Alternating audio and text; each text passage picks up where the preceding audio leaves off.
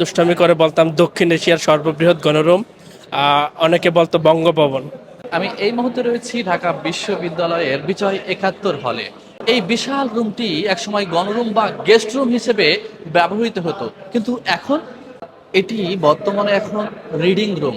তার মানে শিক্ষার্থীরা অনায়াসে এসে এখানে পড়াশোনা করতে পারে। আচ্ছা, বিশ্ববিদ্যালয়গুলোতে শুনি আমরা যে গণরুম বা গেস্ট রুম, আসলে গণরুম বা গেস্ট রুম বলতে আসলে কি বোঝায়?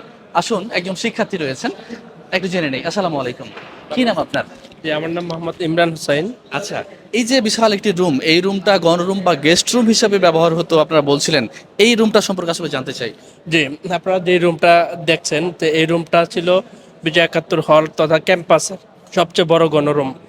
এটাকে আমরা দুষ্টামি করে বলতাম দক্ষিণ এশিয়ার সর্ববৃহৎ গণরুম। অনেকে বলতো বঙ্গভবন। তো এই ভবনটি হল সংসদের হাত ধরে একটা রিডিং রুমে পরিণত হচ্ছে হচ্ছে আজকেই ডাকসুর জিএস এবং এজিএস বাইরা এসে এটা উদ্বোধন করবেন। আচ্ছা, গণরুম বা গেস্ট রুম মানেটা কি? এটা এখানে হতো আসলে কি? এই রুমে আমরা আমাদের বেসের প্রায় ৩৫০ জন লোক একসাথে থাকতাম। মানে একজনের বেডে প্রায় ৩ জনের মতো থাকতাম। তো গণরুম, এখানে কোনো খাট ছিল না, শুধু ল্যাপ তোষক বিছিয়ে এখানে সবাই থাকতে আর কি। মাটিতে থাকতো। জি, ফ্লোরে থাকতেন। এখন কি হয়েছে এটা? এখন এটা রিডিং রুমে পরিণত হয়েছে।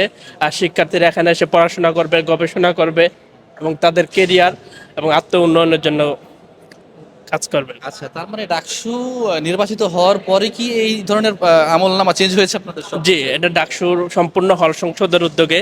আমরা হল সংসদের সাথে কথা বলে জানতে পারছি যে প্রশাসন খুব বেশি এত সহযোগিতা করছে না, তারা নিজেরা প্রেশার ক্রিয়েট করেই মূলত এটা রিডিং রুম করতেছে। অন্যান্য হলগুলোর কি অবস্থা?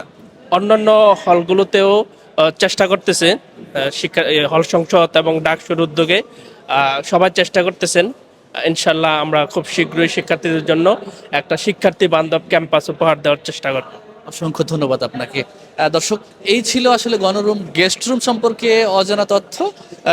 ঢাকা বিশ্ববিদ্যালয়ের এই রুমগুলো যেহেতু পরিবর্তন হয়েছে, শিক্ষার্থী বান্ধব হয়েছে, আশা করছি অন্যান্য হলগুলোও ঠিক এইরকম ভাবে আসলে পরিবর্তনের ছোঁয়া লাগবে। ভালো থাকবেন সবাই, আল্লাহ হাফেজ।